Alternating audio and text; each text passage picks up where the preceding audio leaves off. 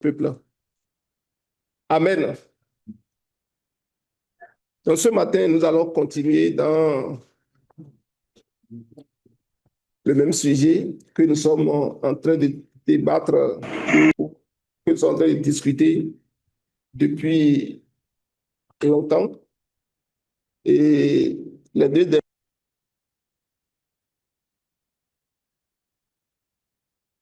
c'est que ce sujet est spécifiquement, nous mettons l'emphase sur la manifestation de l'Esprit au milieu de son assemblée.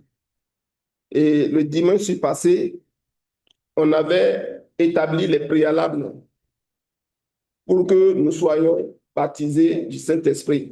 Amen. Et nous avions montré qu'il faut être vraiment né de nouveau pour recevoir ce baptême. Amen. Et le dimanche passé, nous avions dit que lorsque le Saint-Esprit se manifeste au travers de nous, et beaucoup plus à travers le parler à langue qui est le signe évident de ce baptême, ça nous permet d'être édifiés. Amen. Et nous avions dit le dimanche passé qu'il faut aller au-delà de cette édification. Parce que l'objectif de Dieu, c'est pour son corps. Dieu ne regarde pas l'individu, mais Dieu, il travaille avec le corps. Amen. Et nous avions dit que c'est pour l'utilité commune que le Saint-Esprit est donné à l'Église. Amen. Et que pour cette raison, le Seigneur ne met pas l'emphase sur l'individu, mais c'est le corps qu'il regarde parce que les dons qu'il nous donne au travers de son esprit sont vraiment mis au profit de son Église. Alléluia. Que le nom de l'Éternel soit béni. Et ce matin, nous allons continuer dans la même lancée pour parler des dons de révélation. Alléluia. C'est ce sujet que nous allons discuter ce matin. Amen. Et je voudrais que nous puissions considérer notre passage de base qu'on regardait depuis 1 Corinthiens chapitre 12. On va considérer les versets.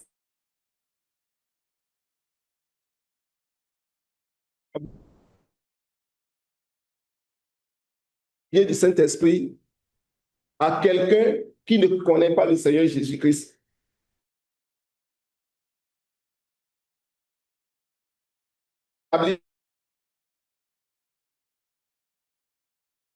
Le passage de 1 Corinthiens chapitre 12, le premier verset déjà, l'apôtre Paul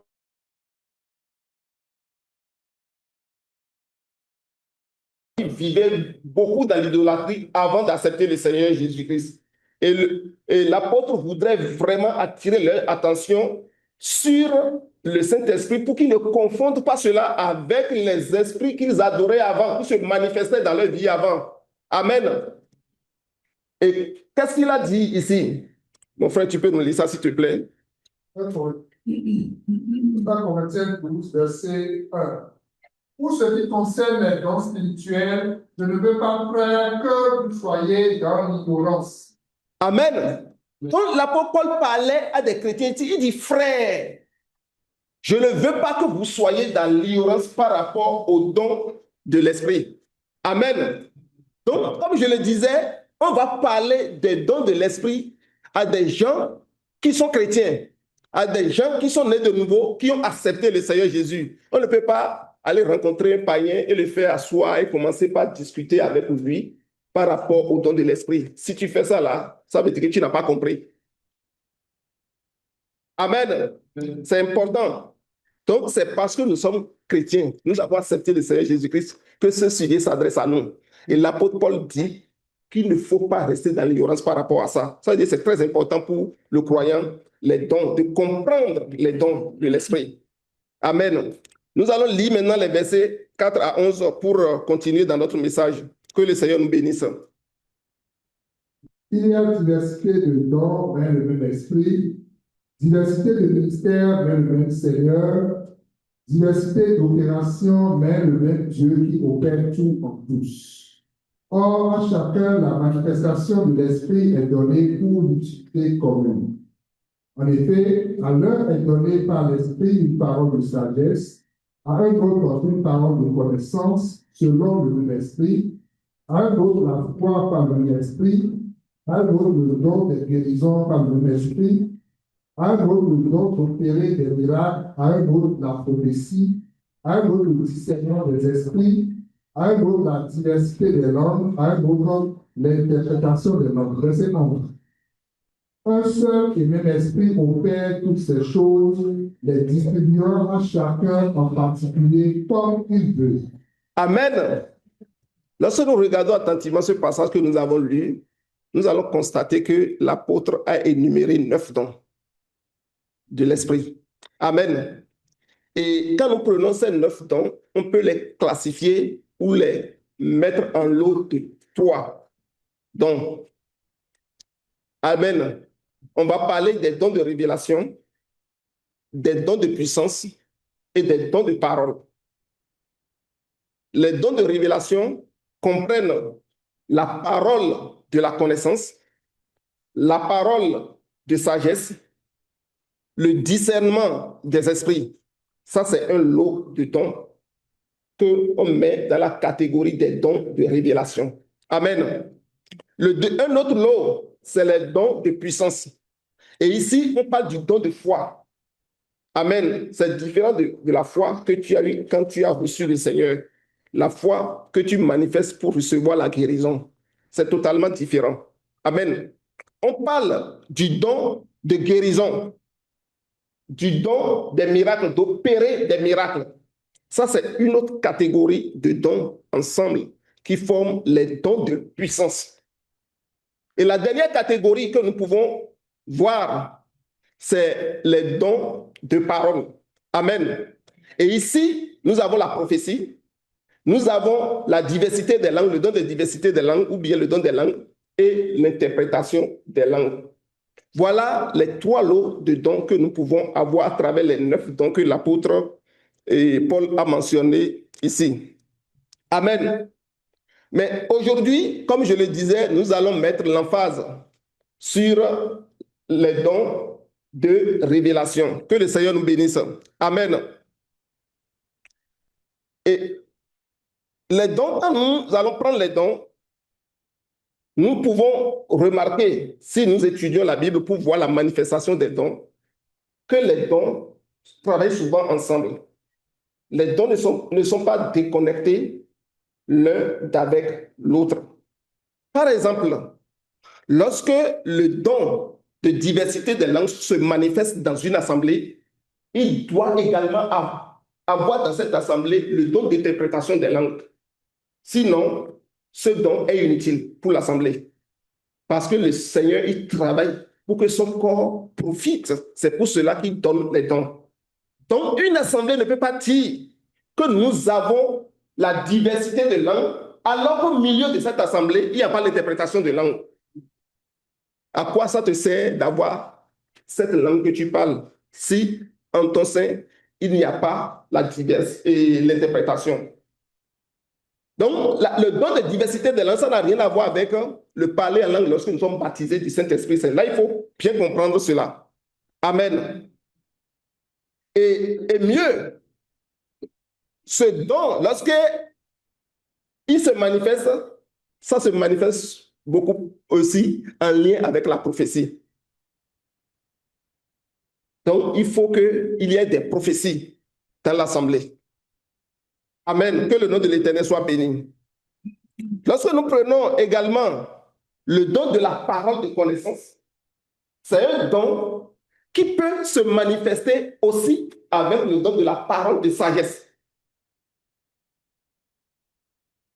Et nous allons regarder cela en détail bientôt. Et c'est également un don qui se manifeste également avec le don de la prophétie. C'est juste pour commencer par nous montrer que quand les dons se manifestent, les dons travaillent ensemble.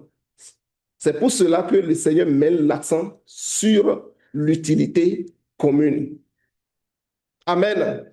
C'est comme le corps qui est là. L'œil ne peut pas faire le travail des pieds. Amen. Et vice-versa. Et tout ensemble ont leur fonction pour le bien-être du corps. C'est ainsi qu'il faut comprendre les dons de l'esprit. Que le Seigneur nous bénisse. Alléluia. Et je voudrais que nous puissions lire 1 Corinthiens chapitre 14, le verset 3, pour voir vraiment que le don de prophétie, ce n'est pas la prophétie simple. Parce que tout à l'heure, je disais que les dons travaillent ensemble. Amen. 1 Corinthiens 14, verset 3. Oui. Celui qui prophétise au contraire par le ordres, les édifie, les exhorte, les console. L'apôtre dit ici que celui qui prophétise, il édifie, il console et il exhorte. Amen. Lorsque nous parlons du don de prophétie, ce n'est pas seulement pour édifier, pour exhorter. Amen. Parce que ça va au-delà de ça. Ça peut contenir en soi la parole de connaissance, comme je le disais tantôt, et ça peut contenir en soi la parole de sagesse. Donc, si j'ai vraiment le don de prophétie, je ne vais pas être là seulement pour exhorter, pour édifier, mais je vais au-delà. Le Seigneur me donne la grâce d'aller au-delà de cela. Que le nom de l'Éternel soit béni. Amen. Donc, c'est ce que l'apôtre Paul nous dit ici clairement en ce qui concerne le don de prophétie. Quand ce don se manifeste au travers d'une assemblée, au travers d'une vie. Et les trois dons de révélation, la parole de sagesse, la parole de connaissance et le discernement des esprits, il y a un don parmi les trois qui est au-delà des deux autres. C'est la parole de sagesse. Vous allez me dire pourquoi? Parce que la parole de sagesse, ça va toucher les plans et les desseins, les projets de Dieu qui sont seulement dans la connaissance. C'est Dieu seul qui a connaissance de ça. Et celui qui a la parole de sagesse, Dieu lui donne un morceau de ce projet, de ce plan, et il a compréhension de ça, et il peut en adresser à l'assemblée. Et ce qui ressort des projets de Dieu, si quelqu'un rentre là-dedans, celui-là, il a la grâce qui est vraiment qui a une couche supérieure à l'autre grâce. Amen. C'est pour cela que la parole de sagesse est le meilleur des dons que nous pouvons avoir parmi les trois catégories de dons.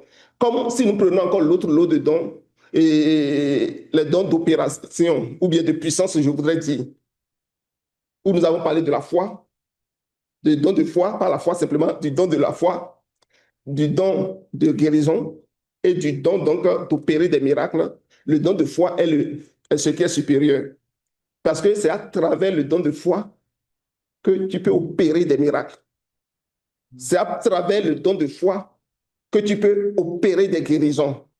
Donc, même si on met les trois ensemble, le don de foi est supérieur. C'est pour vous montrer que même lorsque nous classons les dons, on peut encore les catégoriser. Et quand nous prenons l'autre lot, le dernier lot, où nous avons le don de parole, où nous avons la prophétie, le don de prophétie, le don des langues et le don de l'interprétation des langues, c'est le don de prophétie qui est encore au-dessus des trois. Parce que c'est à travers la prophétie que la diversité des langues va se manifester.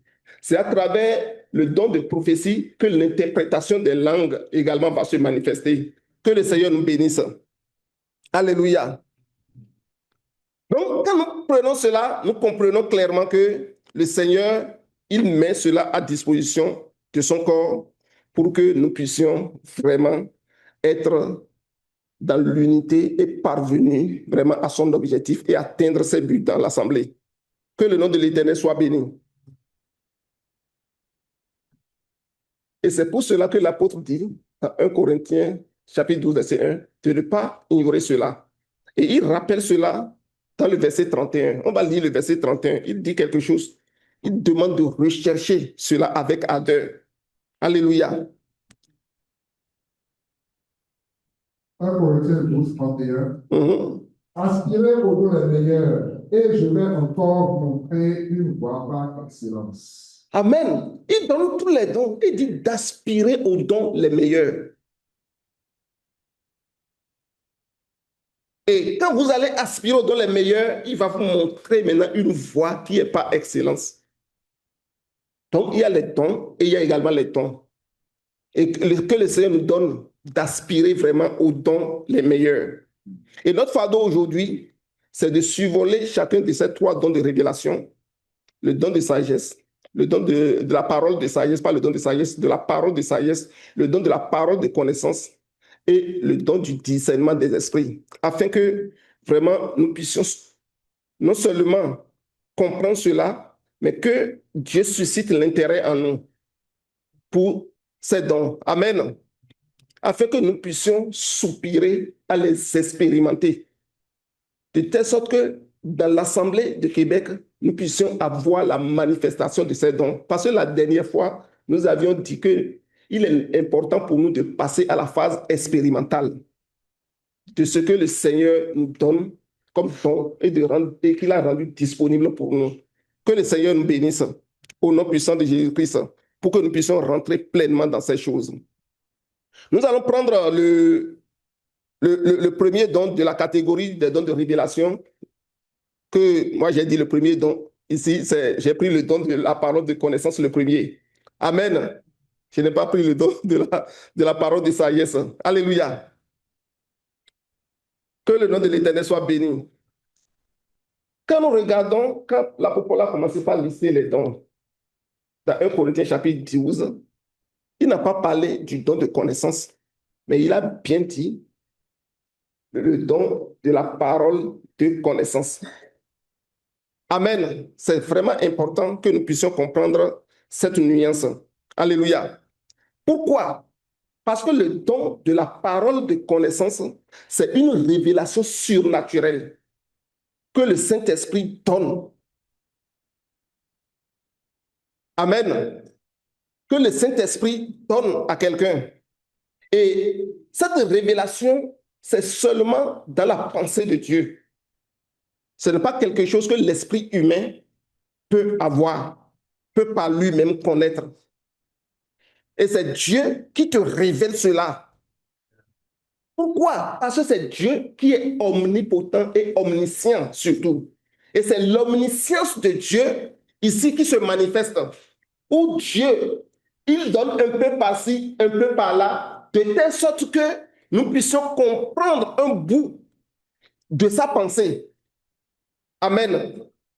Un bout de ce qui est caché dans sa pensée, que nous puissions saisir cela. Que le nom de l'Éternel soit béni. Mais lorsque Dieu veut se révéler à nous au travers de la parole de connaissance, il ne peut pas se révéler totalement. Un seul homme ne peut pas garder toute la connaissance de Dieu. C'est impossible. Donc, même si tu as le don de la parole de connaissance, tu ne peux pas connaître la plénitude de la pensée de Dieu au travers de cela. C'est un seul bout que Dieu te révèle. Et c'est important que nous pouvons comprendre cela. Et Dieu te le révèle à un moment précis. Et à ce moment précis, c'est pour te montrer quelque chose qui est en train de se passer au moment où il est en train de te révéler cela, ou bien quelque chose qui est déjà passé.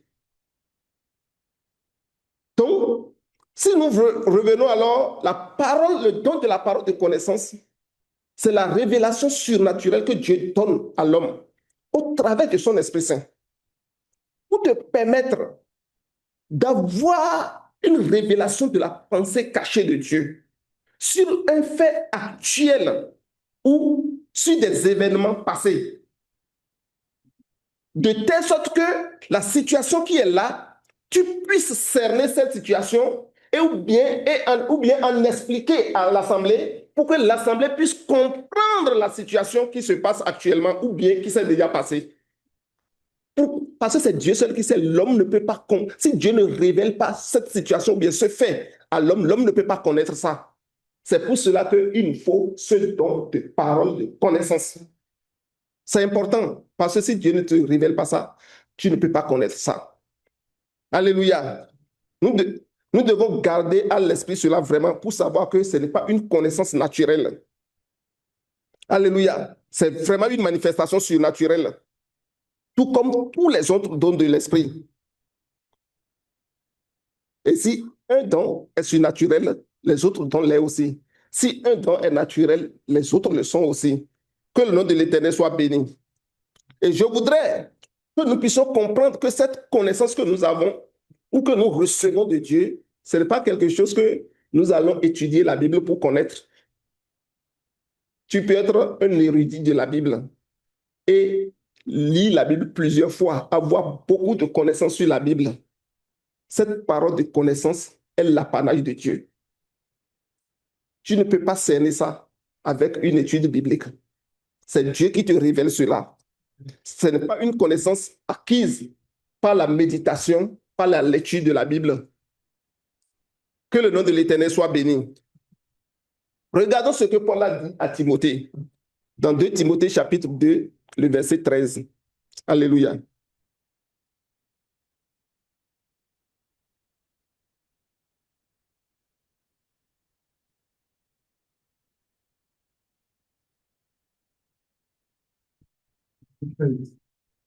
Si nous sommes infidèles, Et verset 15, s'il te plaît. Excuse-moi. efforce-toi de te présenter devant Dieu comme un homme éprouvé, un ouvrier qui n'a point à rougir, qui dispose droitement la parole de la vérité. Ce que l'apôtre Paul est en train de dire ici à Timothée, efforce-toi ici, fais ce qui est de ton mieux pour étudier la Bible, pour comprendre la loi de Dieu, de telle sorte que tu vas agir conformément à ce que Dieu te demande. Et de cette façon, lorsque tu vas être dans une situation où quelqu'un va vouloir te prendre en porte-à-faux, que tu ne sois pas pris au dépourvu. Et ça veut dire que, Timothée, ce que je te recommande, c'est de faire tout pour avoir la connaissance nécessaire par rapport aux exigences de la vie chrétienne. Et tu vas t'appliquer à demeurer là-dedans. Pour que quelqu'un ne vienne pas te prendre en porte-à-faux par rapport à ton ministère ou bien par rapport à ta vie. Donc, autrement dit, l'apôtre incite Timothée ici à avoir une connaissance naturelle qui provient de l'étude de la Bible. Amen. Et cette connaissance que Timothée va avoir ici n'est pas du tout une connaissance surnaturelle que Dieu va donner à quelqu'un par rapport à la parole de connaissance ou au travers de la parole de connaissance. Et je voudrais que nous puissions comprendre vraiment cela, qu'il y a une nuance entre les deux. Pourquoi? Sinon, il y a beaucoup aujourd'hui, on fait la confusion. Les gens connaissent beaucoup de choses dans la Bible. Ils vont commencer par parler. Tu vas dire, oh, toi, tu as la parole de connaissance. Hein? Quand un sujet de la Bible, on met ça sur la table, c'est toi, tu connais tout et puis tu peux parler sans t'arrêter. Ça, c'est une connaissance naturelle. Peu importe la grandeur de la connaissance que tu as sur n'importe quel domaine de la Bible, c'est une connaissance qui demeure naturelle, qui n'est pas la parole de la connaissance, le don de la parole de connaissance. C'est important que nous puissions comprendre cela. Et je voudrais que nous puissions regarder quelques exemples de manifestation de ce don de parole de connaissance dans la Bible. Prenons 2 Rois, chapitre 6, les versets 8 à 12. Et ici, c'est au travers du prophète Élisée que cela se manifestait, ou cela s'est manifesté. Alléluia. 2 Rois 6, verset 8 à 12. Oui. Le roi de Syrie était en guerre avec Israël et dans un conseil qu'il fait avec ses serviteurs, il dit, mon camp sera dans un tel lieu. Mais l'homme de Dieu qui dit au roi d'Israël, garde-toi de passer dans ce lieu, car les Syriens y descendent. Regardons ici. C'est un roi qui est dans son palais, dans son conseil royal, en train de parler des secrets qui concernent la stratégie militaire de son royaume. Et l'homme de Dieu, lui, il est dans sa chambre là-bas. Et il peut avoir connaissance de cela. Amen. Oui, on peut continuer, s'il te plaît. Verset 10. Et le roi d'Israël envoya des gens pour s'y tenir en observation vers le lieu que lui avait mentionné et signalé l'homme de Dieu. Cela arriva non pas une fois ni deux fois. On peut s'arrêter déjà là. Donc l'homme de Dieu a eu connaissance de cela et il a averti le roi d'Israël pour dire, tiens, ton homologue qui est ton ennemi, le roi de la Syrie, qui vient t'attaquer, voilà comment il planifie faire les choses. Et la Bible dit que le roi d'Israël a pris la parole du prophète au sérieux et il a agi conformément à ça. Il a déjoué la stratégie militaire de l'autre roi, du roi de la Syrie. Amen. Et on a déjà dit que cela n'est pas arrivé une seule fois, ni deux fois, plusieurs fois. C'est ça qu'on appelle la parole de connaissance. Cela, c'est seulement Dieu qui peut te révéler cela pour que tu saches.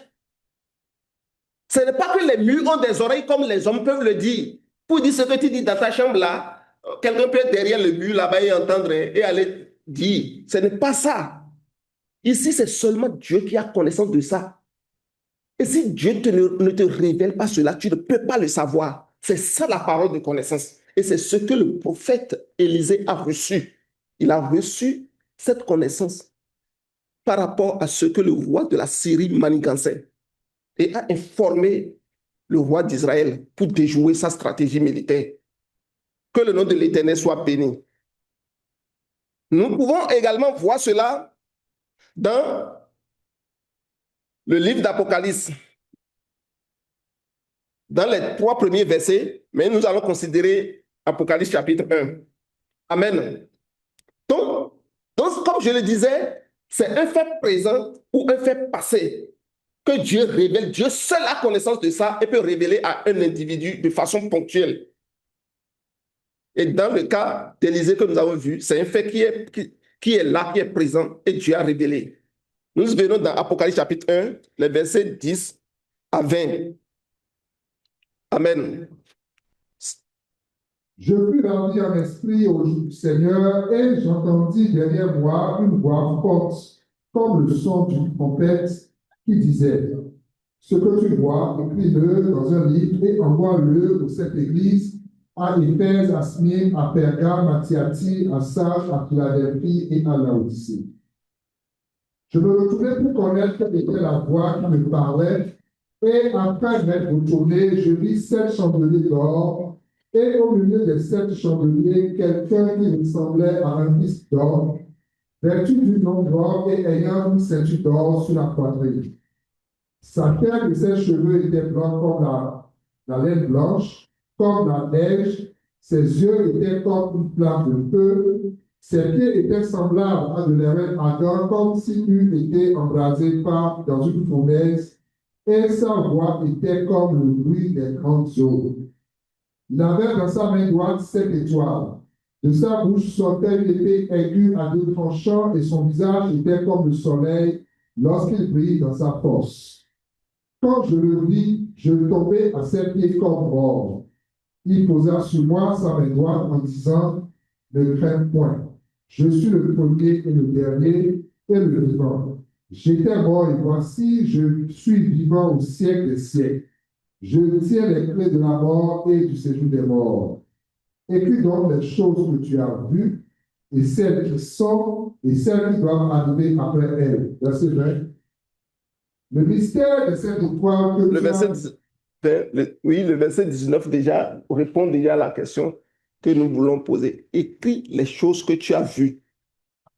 Et quand nous continuons dans Apocalypse, on voit chapitre 2, chapitre 3, on voit que Jean a vu des choses qui se passaient réellement dans les 7 églises d'Asie et qu'il avait adressées à travers des lettres à ces églises. Les choses que tu as vues, ce qui se passait en ce moment que le Seigneur a révélé à Jean, c'est seulement le Seigneur qui a connaissance de ça. un homme n'avait pas connaissance de ça. Et c'est pour cela qu'il dit, les choses que je t'ai montrées, Jean, et que tu as vues, il faut les écrire. Amen. Donc le Seigneur s'est révélé à Jean ici au travers de la parole de connaissance, dans ce cas précis, où Jean pouvait écrire des faits qui se passaient exactement en ce moment dans les différentes églises. Jean n'était pas dans ces églises pour voir. Personne n'était venu lui dire ça. Et il ne pouvait, si Dieu ne lui révèle pas, il ne pouvait pas le savoir. Et Dieu lui a révélé et il a su. Je ne pouvais pas étudier la Bible pour connaître cela. C'est seulement la révélation de Dieu qui pouvait l'éclairer. Donc, c'était une manifestation de la parole de connaissance. Amen. Que le Seigneur nous bénisse. Je voudrais que nous restons dans le Nouveau Testament et nous allons regarder le cas d'Ananias concernant Saul dans Actes chapitre 9. Alléluia. Donc ici, nous voyons Ananias qui est chez lui. Et Dieu s'est révélé à lui. Il lui a montré, il lui a parlé des choses qui se passaient en ce moment dans la vie d'un autre individu qui ne connaissait même. Il entendait parler de lui, mais il ne savait pas ce qui se passait en ce moment-là. Tout ce qu'il savait, c'était un persécuteur de l'Église, un persécuteur des frères. C'est pour ça que même lorsque l'ange s'est révélé à lui, le Seigneur lui a apporté cette vision. Il a commencé par dire, mais ce monsieur-là, je le connais. Si jamais je me hasarde pour me présenter devant lui, là, il va me saisir. Je ne peux pas faire ça. Bien que le Seigneur s'est révélé à lui, le Seigneur lui a montré des choses qui se passaient en ce moment dans la vie de Paul. Et lorsque nous regardons dans Actes chapitre 10, l'Esprit s'est manifesté par le don de la parole de connaissance au travers de la vie d'Ananias. Et ici, c'est pour l'inciter à aller prier pour Saul. Oui, tu peux nous lire ça, s'il te plaît. Actes chapitre 9, à partir du verset 10. Or, il avait à Damas un disciple nommé Ananias. Le Seigneur lui dit dans une vision, Ananias, il répondit, me voici, Seigneur. Regardons bien ici. On a dit, il y avait à Damas un disciple. Ananias, en ce moment, alors qu'il recevait cette parole de connaissance, et nous allons voir que dans cette parole de connaissance, cette vision, il y a également la parole de sagesse qui était là. Même Jean, quand on parlait tout à l'heure, il avait la parole de connaissance, il avait reçu également la parole de sagesse. Mais comme on parlait de la parole de connaissance, nous sommes circonscrits ce niveau. Ananias était un simple disciple, un simple fidèle comme toi et moi. Il n'était pas un prophète, il n'était pas un apôtre, il n'était pas un évangéliste, il n'était pas un docteur de la loi. Vous voyez, c'est un simple disciple. Et on dit, le Seigneur s'est apparu à lui comme dans une vision. Donc, ça veut dire que toi aussi, lorsque tu vas aspirer à cet don tel que l'apôtre nous a mentionné, le Seigneur va se manifester à toi au travers de la parole de connaissance et également au travers d'autres dons, comme il le fait au travers de ses serviteurs. Donc, tu n'as pas besoin d'être un prophète. Tu n'as pas besoin nécessairement d'être un apôtre pour que cela se passe dans ta vie. Un simple disciple que Ananias était avait cette révélation. Est-ce que tu veux te rendre disponible pour le Seigneur aujourd'hui, pour que le Seigneur se manifeste au travers de toi, que le Seigneur nous bénisse? Amen. Donc nous voyons que le Seigneur s'est révélé à lui pour dire, va à Damas. Et nous allons voir par la suite qu'il y a une succession d'événements qui se sont passés. Alléluia. Donc ces dons ne sont pas révélés, ne sont pas réservés du moins à un individu. Alléluia.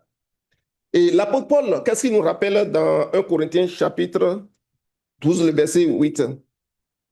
Il nous a dit que il donne à chacun selon, et en effet à l'un, et est donné par l'esprit. C'est ça, non? À l'un est donné par l'esprit une parole de sagesse, à l'autre une parole de connaissance, et à un autre, c'est pour dire que, qu'est-ce que je voudrais dire ici? C'est pour dire que tous ces dons, ça ne peut pas se retrouver dans un seul individu. Un seul individu ne peut pas. Parce que ici, même si tu pries, tu dis, Seigneur, donne-moi tel don, tel don, tel don. C'est le Seigneur qui te connaît, qui sait quel don te convient, qui va te le donner selon comment lui veut t'utiliser. Donc, on ne peut pas être jaloux de l'autre qui manifeste tel don alors que je ne l'ai pas. Seigneur, quel don me convient? C'est selon que l'Esprit donne à chacun, que chacun reçoit le don et le manifeste. Donc, si je vois mon frère tel en train de manifester tel don et que je ne l'ai pas, je ne peux pas être jaloux de lui. Si c'est ce don que je vais devant Dieu. Si ça me convient, le Seigneur va me donner. Si ça ne me convient pas, le Seigneur va me dire, ça là, ce n'est pas pour toi. C'est telle autre chose qui te convient. Il va te donner, toi-même, tu vas avoir la conviction de ce don, tu vas manifester cela. C'est important que nous puissions comprendre cela, parce que le Seigneur donne à chacun, alléluia, à chacun. À un, il donne tel, à un autre, il donne tel, il dit selon le même esprit. Que le Seigneur nous bénisse. C'est selon le même esprit. Alléluia. Parce que par manque de connaissances, nous essayons parfois de chercher à faire des efforts humains pour manifester le don qu'un frère est en train de manifester au milieu de nous. On envie le frère. Ah, tel frère a tel don. Je vais faire comme lui. Ça, c'est des efforts charnels. Le Seigneur n'est pas dedans. Parce que quand nous lisons clairement 1 Corinthiens chapitre 12, il dit à l'un, il donne ceci, à l'autre, il donne ça, à tel autre, il donne ceci, à tel autre, il donne ça, pour l'utilité commune. Je prends pour le frère, je prends pour moi, je prends pour telle personne, je prends pour telle personne, je mets tout ensemble, le corps est solidement attaché, est solidement formé. Donc, c'est important que nous puissions comprendre cela. Faute de connaissance, mon peuple périt. Sinon, nous allons ouvrir du moins la voie à vraiment aux démons de nous habiter, on peut le dire comme ça, à des esprits mauvais de nous habiter, parce que nous allons vouloir manifester quelque chose que le Seigneur ne nous a jamais donné. C'est juste l'orgueil humain qui est en nous, qui cherche cela. Mais lorsque nous sommes sincères devant Dieu et nous recherchons les dons, et nous sommes sincères devant Dieu, Dieu va nous donner le don qui nous convient ou les dons qui nous conviennent. Que son nom soit glorifié. Amen. Que le nom de l'Éternel soit béni, parce qu'il nous les donne selon sa volonté. Et j'étais sur le cas d'Ananias. Dans Actes chapitre 9 tout à l'heure, on peut continuer pour voir comment Dieu s'est révélé à lui au travers de la parole de connaissance. Acte 9, à partir du verset 11. Et le Seigneur lui dit, lève-toi, va dans la rue qu'on appelle la droite, et cherche dans la maison de Judas un nommé Saul de Tarse. Vous voyez, Dieu lui a donné exactement le nom de la rue. Est-ce que Paul, lui, Ananias savait que Paul ou Saul était dans cette rue-là? Il ne savait pas. Le nom de la maison où il devrait aller, on lui a dit ça. On lui a dit le nom de la personne même qu'il doit rencontrer et avec qui il doit échanger. Le Seigneur lui a révélé cela. Est-ce que Ananias pouvait étudier la Bible et avoir cette connaissance? Ce n'est pas vrai. C'est seulement en ce moment précis, Dieu qui avait connaissance de cette situation et qui l'a révélé à Ananias pour dire, Ananias, regarde la situation actuelle de Saul. Et Ananias peut dire, ok, c'est comme ça que les choses se passent dans le moment. Moi, je ne savais pas. Et lorsque Ananias a pris cela, la Bible nous a dit qu'Ananias s'est rendu effectivement conformément à la parole de Dieu. Et il est allé dans la rue, il est allé dans la maison, et il a vu également Saul qui était là. Et Dieu lui a encore ajouté ce que Saul faisait, qu'il était en train de prier. Il était parti là, il a vu également en train de prier. Ça, c'est la parole de connaissance. Ce n'est pas une étude de la Bible qui peut donner ça à un homme. C'est ça le don de parole de connaissance dont la Bible est en train de parler. C'est différent de notre connaissance naturelle ou bien de la connaissance acquise par l'étude biblique ou par la lecture de la Bible. Est-ce que c'est clair pour nous? Que le Seigneur nous bénisse. Pourquoi? Parce que il faut que nous gardions cela. C'est une révélation surnaturelle qui est seulement dans la pensée de Dieu. Que Dieu vient te révéler ou bien révéler à un individu concernant un fait ou bien une situation du moment ou situation passée. Et quand la personne prend ça, ça vient fort, ça vient aider l'Église à avoir la compréhension de ce qui se passe dans le moment. Et pour vraiment traiter la situation de façon adéquate. Donc, il y a plusieurs situations dans lesquelles nous nous retrouvons et nous avons besoin que ce don se manifeste. Sinon, nous allons prier, nous allons prier, nous allons prier, nous allons prier. Mais c'est quoi exactement, nous ne savons pas. Parce que nous sommes des hommes, nous sommes limités, mais Dieu, il est omniscient. C'est pour cela qu'il rend ce don disponible dans son Église. Pour que devant chaque situation, la parole de connaissance se manifeste pour mettre les gens à nu. Nous pouvons voir les serviteurs d'Élisée, Géasi, alors que Naaman était guéri. Il est allé pour prendre des présents chez Naaman, alors que le prophète avait refusé. Il dissimulait ça au travers de la parole de connaissance. Élisée pouvait le démasquer.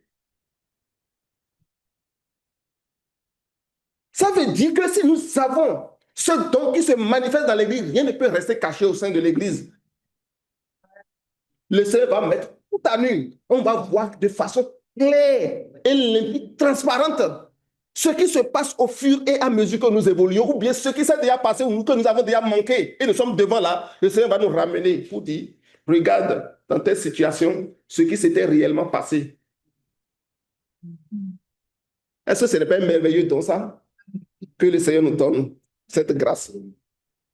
Alléluia. Que nous puissions désirer cela.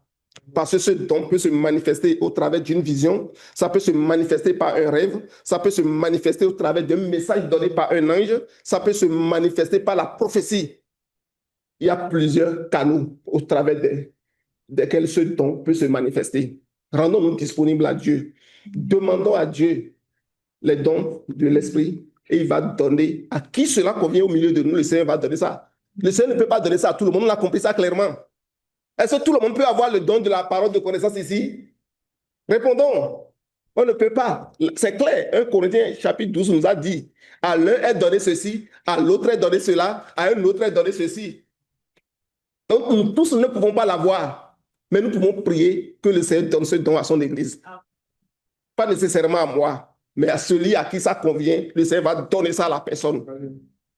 Mais si c'est moi, il va me donner. Alléluia. Que le Seigneur nous bénisse. Nous allons prendre le deuxième don. Il y a plusieurs exemples que nous pouvons donner, mais pour ne pas alors étirer trop, nous allons passer au deuxième don. Le don de la parole de connaissance, de sagesse plutôt. Alléluia. C'est la même chose pour le don de la parole de connaissance, comme je l'ai établi. C'est différent de la connaissance naturelle que nous avons. Le don de la parole de sagesse est également, la parole de sagesse, je vais dire, est également différente de la sagesse vraiment que nous avons pour gérer les affaires quotidiennes ou les affaires de la vie. Parfois, quand on entend parler de la sagesse de Salomon, on dit waouh, quelle grande sagesse Salomon a eu. Où des gens pouvaient venir d'ailleurs de partout le monde. Même une reine peut venir s'asseoir au pied de Salomon pour écouter simplement Salomon parler et elle est contente, réjouie au point qu'elle offre même des cadeaux à Salomon. Alléluia. C'était une grande sagesse que Salomon avait. Mais ce n'était pas le don de la parole de sagesse qui se manifestait. C'était une simple sagesse pour gérer les affaires quotidiennes que tu peux avoir, que je peux avoir, que n'importe qui peut avoir. Est-ce que nous le savons? C'est important que nous puissions comprendre cela. Parce que la Bible l'a dit clairement. Alléluia. Donc la parole de la sagesse ou de sagesse est souvent confondue comme avec la sagesse pour gérer les affaires quotidiennes, pour gérer les affaires de la vie. Parce que cette sagesse, ce n'est pas un don spirituel comme énuméré ici dans 1 Corinthiens chapitre 12.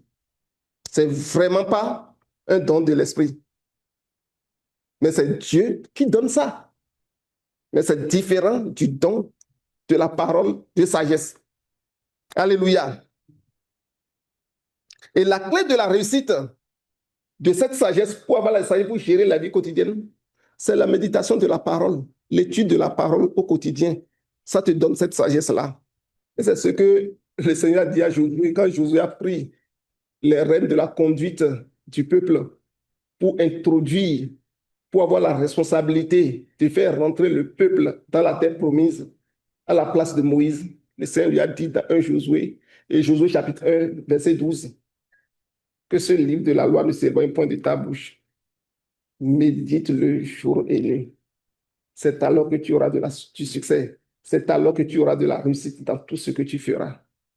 Lorsque Josué va se conformer à cela, qu'est-ce que Josué va avoir? La sagesse pour gérer les affaires quotidiennes, les affaires courantes.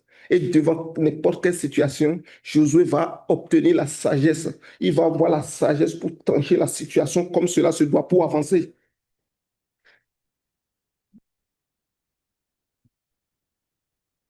Et cette sagesse, c'est disponible pour toi, c'est disponible pour nous, pour moi aussi, c'est disponible pour chacun de nous.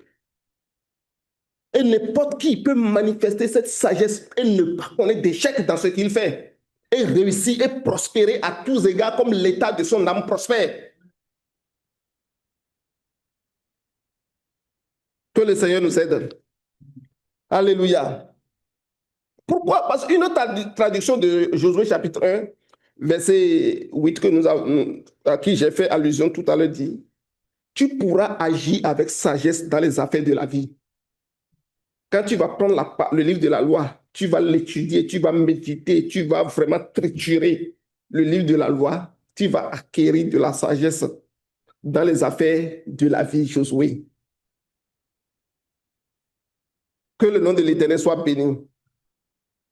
Donc cette sagesse, c'est une sagesse qui, comme la sagesse de Salomon, c'est une sagesse acquise que Dieu lui a donnée pour gérer le royaume. Pourquoi? Parce que Salomon, la Bible nous dit quoi? Salomon a demandé, quand il a succédé à son père David, il a dit, je suis trop jeune pour gérer.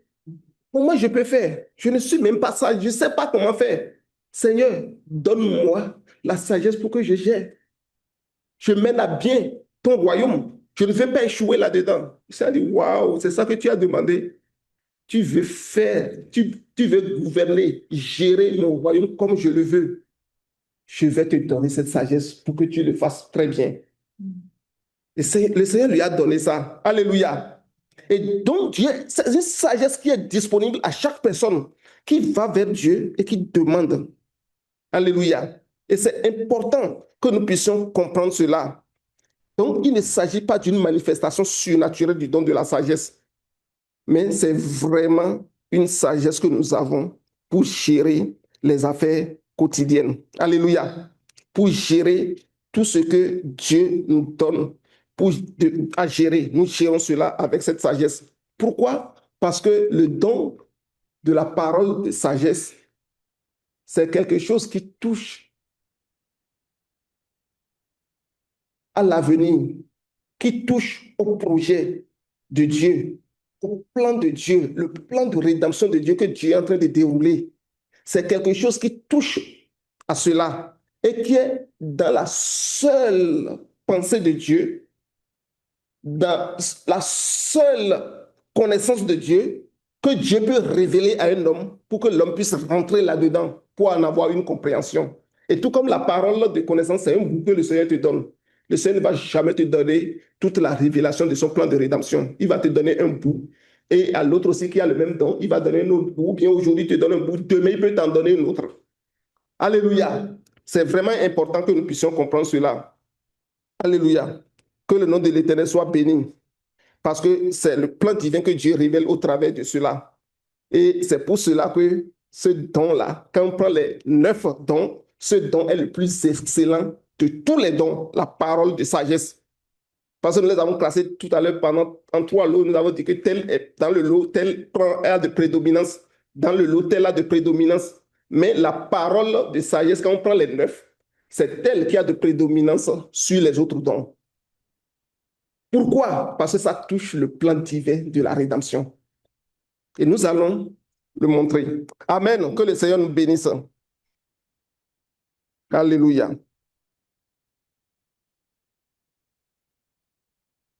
Que le nom de l'Éternel soit béni. Il est vrai qu'au fin de cette étude-là, nous pouvons distinguer la parole de sagesse et la parole de connaissance. Mais sachons que de façon pratique, dans la plupart de la manifestation de l'un ou de l'autre de ces dons, ces deux dons se manifestent souvent beaucoup plus ensemble. Alléluia. Ces dons se manifestent beaucoup plus ensemble. Mais il peut arriver des cas où c'est un seul de ces dons qui peut se manifester. Mais ces cas ne sont pas nombreux. Alléluia. Nous avons parlé du cas d'Ananias tout à l'heure en ce qui concerne Saul. Les deux se sont manifestés. Nous avons parlé du cas de Jean sur l'île de Patmos. Les deux également se sont manifestés. Amen. Donc, parce que quand nous regardons dans l'Ancien Testament comme dans le Nouveau Testament, ces deux dons se manifestent fréquemment ensemble. Alléluia. Que le nom de l'Éternel soit béni. Parce que le Seigneur, alors qu'il donne les révélations du temps présent et du temps passé, il veut également nous donner l'attitude que nous allons avoir dans l'avenir. Il veut également nous révéler son plan, comment nous comporter dans l'avenir pour demeurer dans son plan. C'est pour cela que les deux se manifestent beaucoup plus ensemble. Alléluia.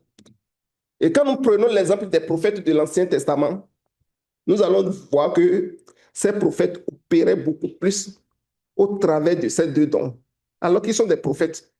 Mais les prophéties qu'ils apportaient sont des prophéties qui contenaient aussi bien la parole de sagesse que la parole de connaissance.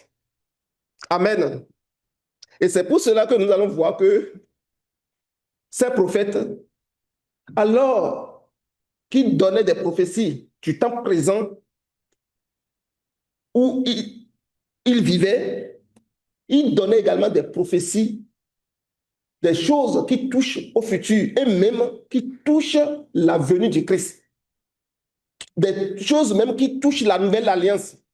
Ils pouvaient dire que l'enfant va naître dans telle ville. C'est voilà tel type de femme qui va donner naissance à l'enfant. Voilà comment son nom peut s'appeler. Il peut dire que voilà, dans telle période-là, telle chose va se passer. Alléluia. Donc nous avons vu que par rapport même à la nouvelle alliance, à la venue de Christ, ces prophètes ont donné des paroles de précision. Ce n'était pas une simple prophétie qu'ils avaient donnée. Ils avaient la parole de sagesse qui se manifestait alors qu'ils parlaient de ces choses qui se sont réalisées dans le futur et qui touchaient le plan de rédemption de Dieu pour l'humanité. Alléluia. Et c'est comme ça que la parole de sagesse se manifeste. Donc, c'est des événements qui sont parfois très lointains, où que le Seigneur permet à quelqu'un d'avoir connaissance de ça et de le partager ou bien de les partager avec le peuple. Quand c'est comme ça c'est le don de la parole de sagesse qui se manifeste. Ce n'est pas la sagesse comme la sagesse de Salomon ou la sagesse que nous pouvons avoir en étudiant la Bible. C'est important que nous pouvons comprendre cela. Et je voudrais que nous puissions revenir sur l'exemple d'Ananias que nous avions commencé par regarder en ce qui concerne la vision que le Seigneur lui a donnée à propos de Saul, où le Seigneur lui a indiqué exactement ce qui se passait en ce moment-là, le nom de la rue, la maison, la personne qu'il devrait rencontrer, ce que la personne faisait, et il est parti, il a vu tout exactement au travers de la parole de connaissance. Le Seigneur a ajouté la parole de sagesse à Ananias en ce moment, et nous avions établi que Ananias était un simple frère, comme toi et moi. Il n'était pas un apôtre. Donc, que personne ne dise que c'est les apôtres qui sont habilités, c'est les prophètes qui sont habilités, c'est les évangélistes qui sont habilités, c'est les pasteurs, les érudits de la loi qui sont habilités à manifester ces dons. C'est des dons que le Saint-Esprit a rendus disponibles pour le corps, pour l'utilité du corps. Amen. On va lire les versets 10 à 16, s'il te plaît, acte 9.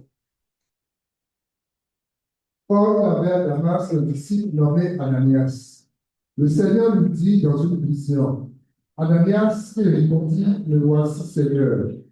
Et le Seigneur lui dit, lève-toi, va dans la rue qu'on appelle la droite, et cherche dans la maison de Judas un nommé Saul de Tarse. Car il prit et il a vu en vision un homme du nom d'Ananias qui entrait et qui lui imposait les mains, afin qu'il retrouva la vue. Ananias répondit, Seigneur, j'ai appris de plusieurs personnes tout le mal que cet homme a fait des saints dans Jérusalem. Et il a ici des pouvoirs de la part des principaux sacrificateurs pour lier tous ceux qui invoquent ton nom. Mais le Seigneur lui dit, va, car cet homme est un instrument que j'ai choisi pour porter mon nom devant les nations, devant les rois et devant les fils d'Israël, et je lui montrerai tout ce qui doit souffrir pour mon nom. Amen. Vous voyez ici, c'est clair la révélation. Il y a deux groupes de révélation là. Il y a une partie de la révélation qui parle des choses présentes et une partie de la révélation qui projette Ananias dans l'avenir par rapport à la vie de Saul.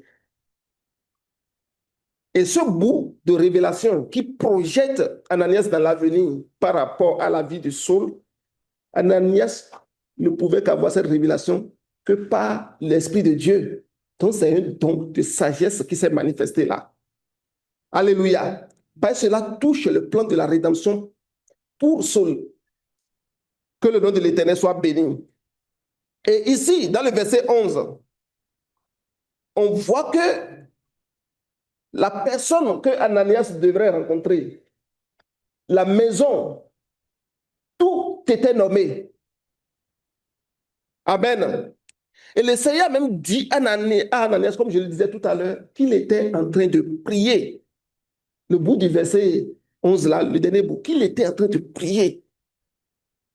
Alléluia. Tout cela révélait que ce sont des faits présents qui se passaient.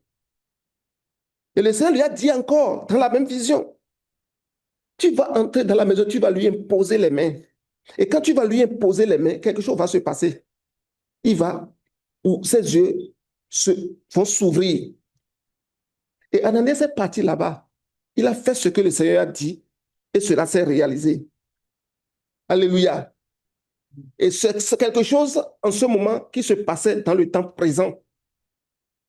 Donc, juste là, c'est la parole de connaissance qui était à l'œuvre. Alléluia. Parce que c'est des faits présents. Ensuite, Ananias a dit, Seigneur, j'ai entendu parler de ce monsieur-là. Alléluia. Les versets 13 et 14.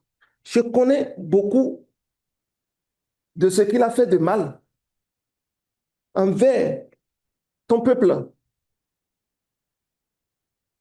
Comment les souverains sacrificateurs lui ont donné autorité de faire du mal au peuple.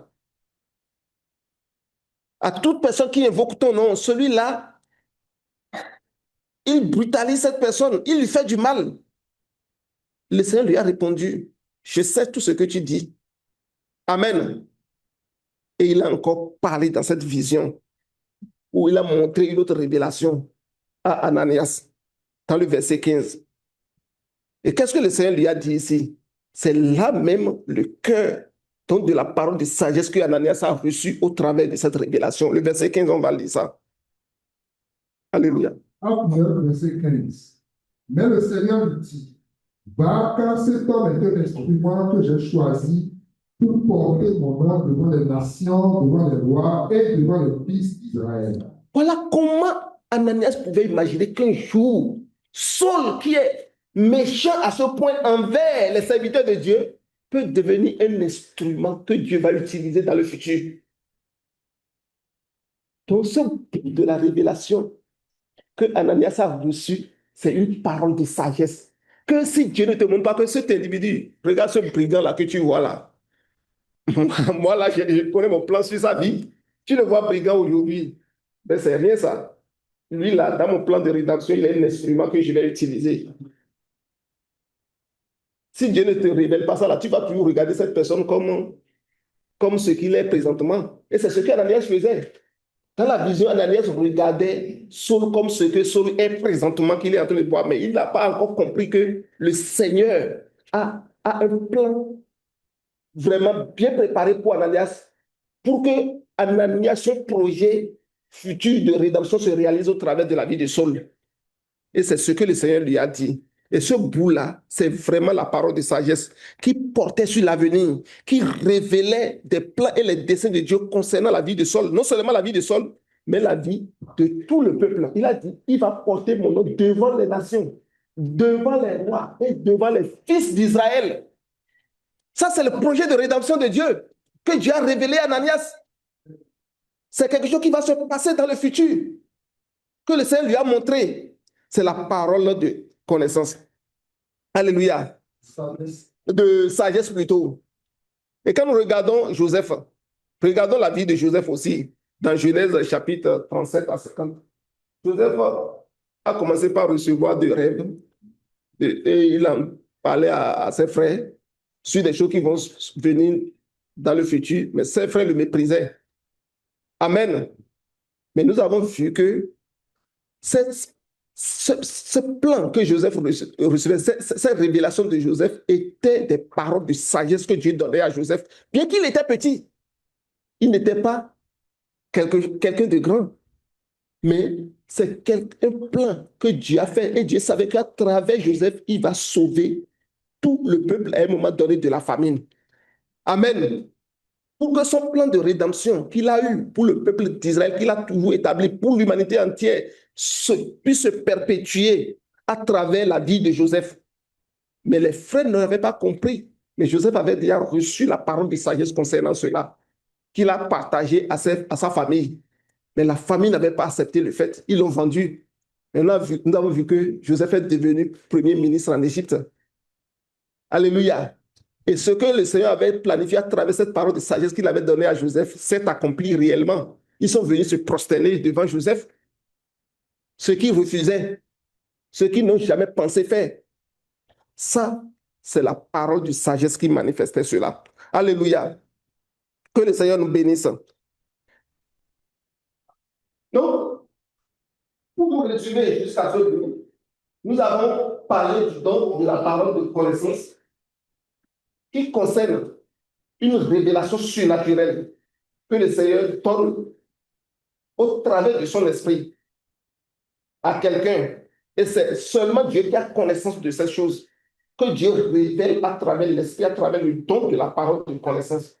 Et ça concerne les faits présents ou les faits passés, pour que nous puissions comprendre ce qui se passe dans le moment et prendre des actions par rapport à ça. Amen. Et la parole de sagesse est une révélation également de quelque chose qui est seulement l'apanage de Dieu, mais qui touche des temps lointains, qui touche le plan de rédemption de Dieu, que Dieu révèle à un individu pour lui permettre de comprendre cela. Amen. Que le Seigneur nous bénisse. Et nous allons aborder le dernier bout le troisième don de ce groupe, le don de révélation pour finir, le don du discernement des esprits. Alléluia. Donc, c'est le dernier dans le lot de ces trois dons, parole de sagesse, parole de connaissance et le discernement des esprits. Alléluia. Nous savons que Dieu, il est au courant de tout et il connaît tout. Alléluia. Et toute chose doit se faire conformément à ce que le Seigneur désire. Et c'est le Seigneur qui peut nous révéler des choses que nous pouvons savoir, comme nous avons commencé par voir au travers du don de la parole de connaissance et du don de la parole de sagesse. Mais lorsque nous parlons du discernement des esprits, c'est une perception que nous avons, que le Seigneur permet de donner à quelqu'un, mais cette perception, c'est vraiment surnaturel. Ça n'a rien à voir avec les cinq sens. Amen. Et le Seigneur nous transporte littéralement dans le monde des esprits pour nous permettre de savoir exactement dans une manifestation donnée quel est l'esprit qui est à l'œuvre.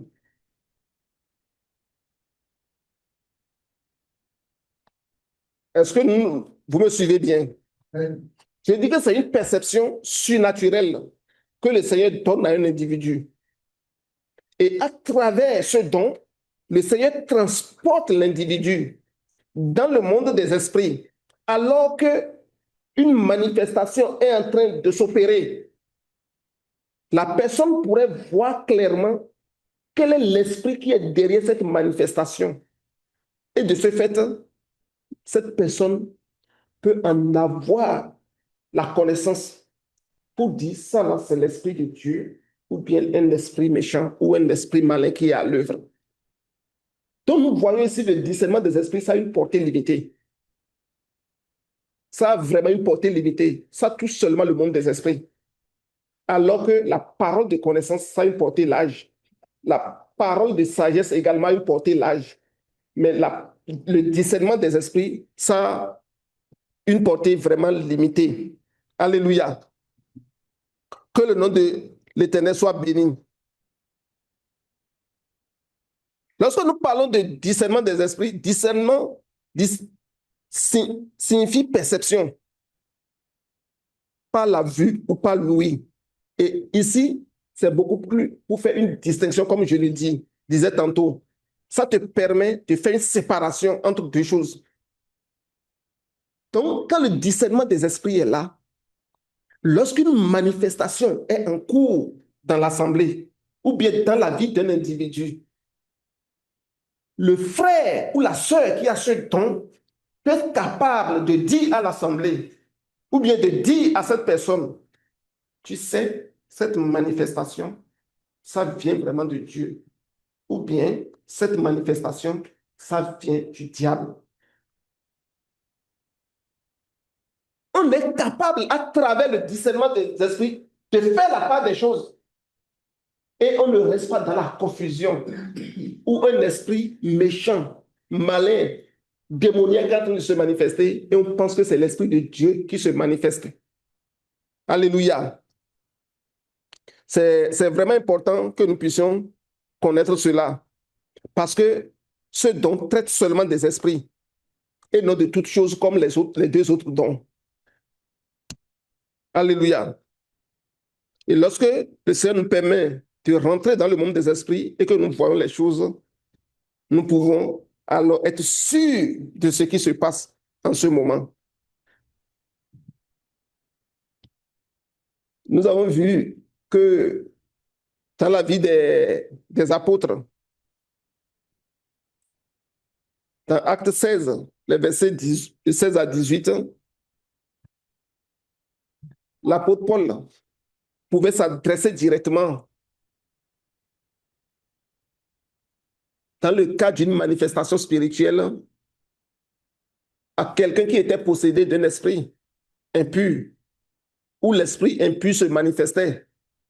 Et l'apôtre Paul, ayant le don du discernement des esprits, pouvait s'adresser directement et traiter la question pour dire, voilà ce qui se passe réellement.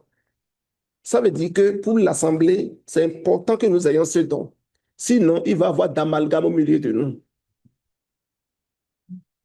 Et lorsque le discernement des esprits est présent, quand un sorcier est au milieu de nous et est en train de se manifester, on peut le savoir. On peut dire que toi, tu es un sorcier. Pas que tu vas aller dire à la personne. Parce que ce n'est pas Dieu ne nous donne pas les dons pour que nous puissions nous agresser avec ça. Donc, vous comprenez la façon dont j'ai parlé tout à l'heure. C'est à la manière des hommes. Ce n'est pas comme ça que Dieu voudrait que nous puissions l'utiliser.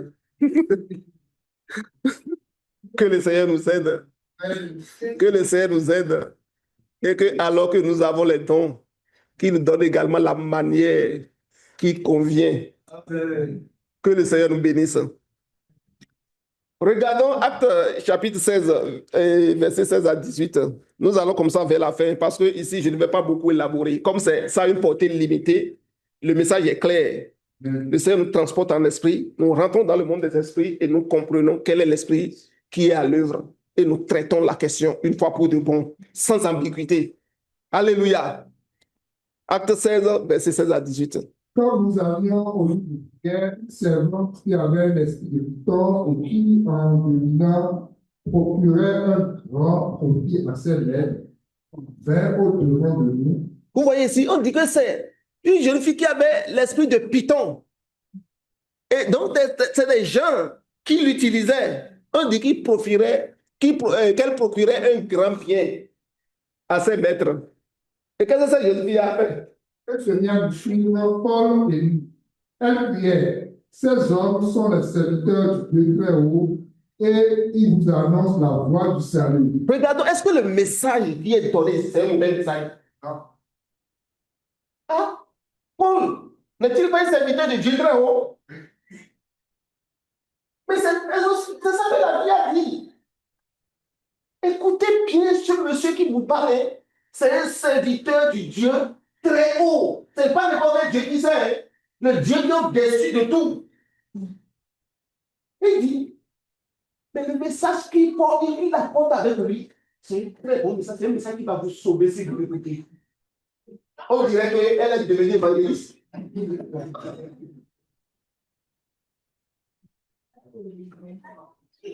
Vous voyez, donc, quelqu'un peut être animé d'un mauvais esprit et va parler de façon mielleuse. Elle va dire de bonnes choses à côté de toi ou même sur toi. Et il va te flatter dans le dos, tu vas rire. Si tu n'as pas le discernement d'esprit, tu es fait. Tu vas te faire avoir pour rien. L'apôtre Paul ne s'est pas fié au message que la jeune fille était en train de donner. Si on devait se fier à ce message-là, on allait être content. Comment, waouh, cette fille est en train de nous préparer la place. Hein? Dieu l'a mis sur notre chemin pour que les gens, parce qu'elle est déjà du milieu, les gens la connaissent.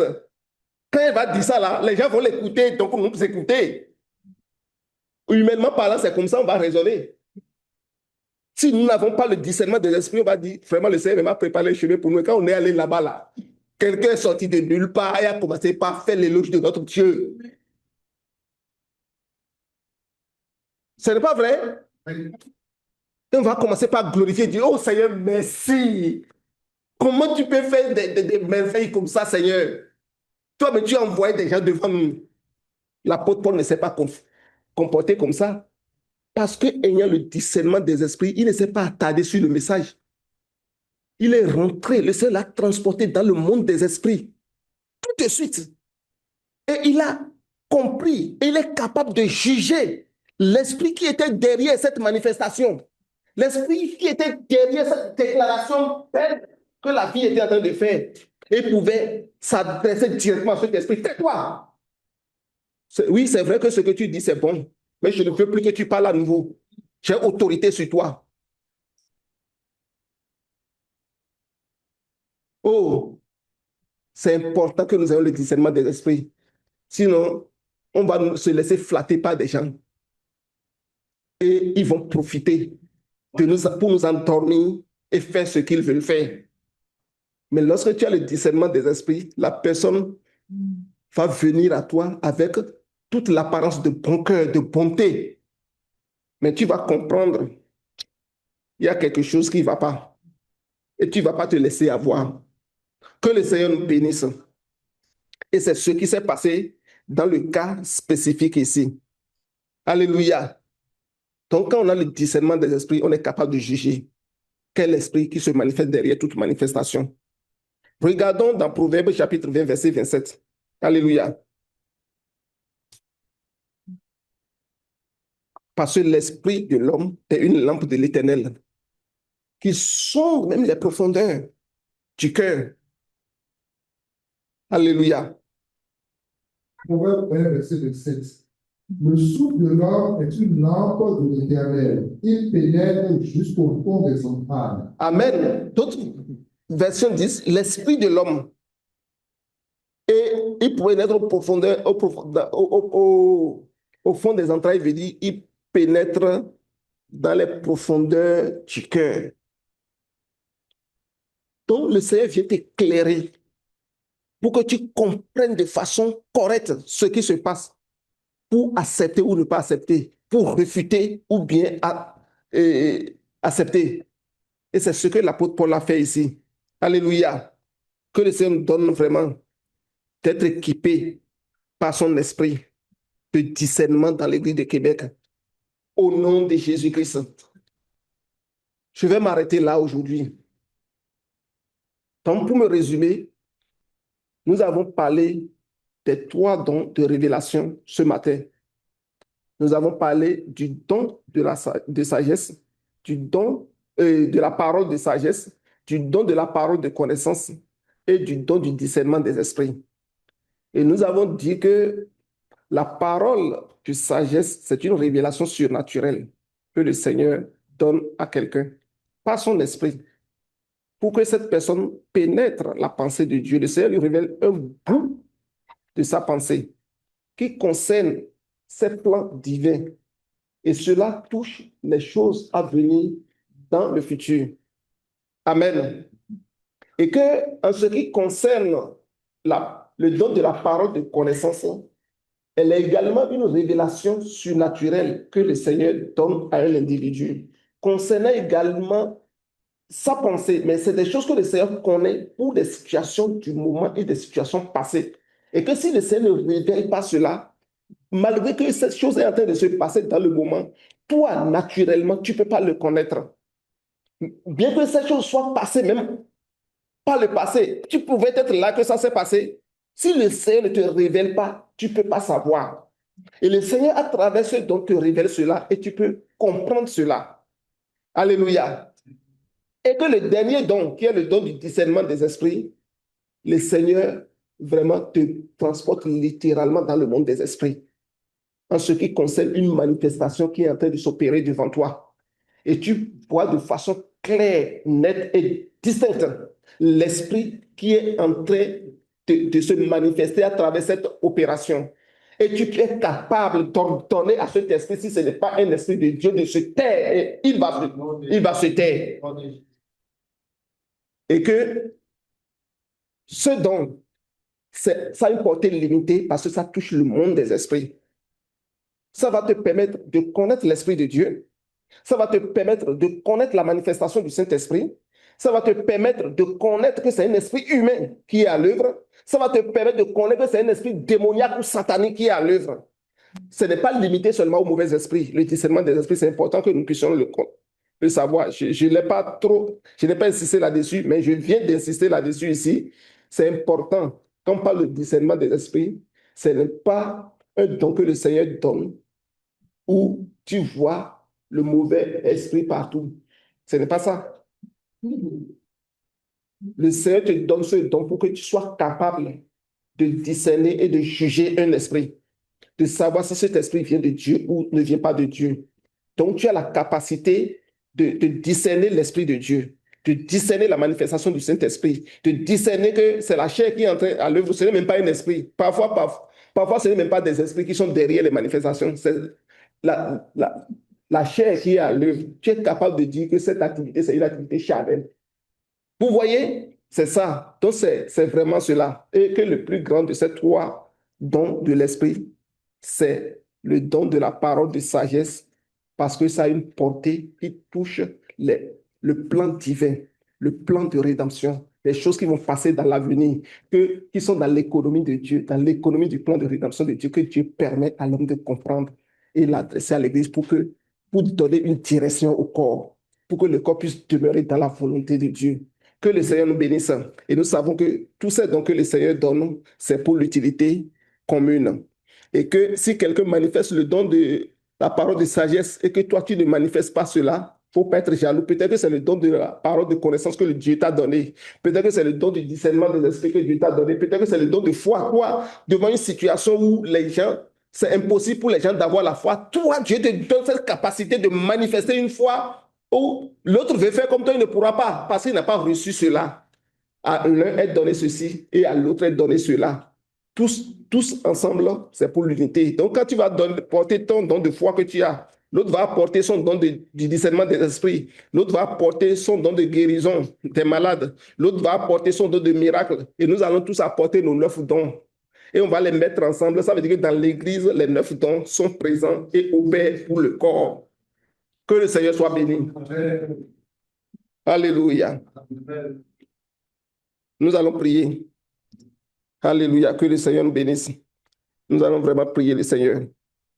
Nous allons prier afin que nos cœurs soient attentifs, nos cœurs soient soumis et disponibles à l'action souveraine du Saint-Esprit au milieu de nous. Alléluia. Que nous ne résistions point à ce que le Seigneur veut faire. Alléluia. Qu'il n'y ait aucune limitation charnelle parce que le Seigneur veut déverser ses différents dons sur son corps.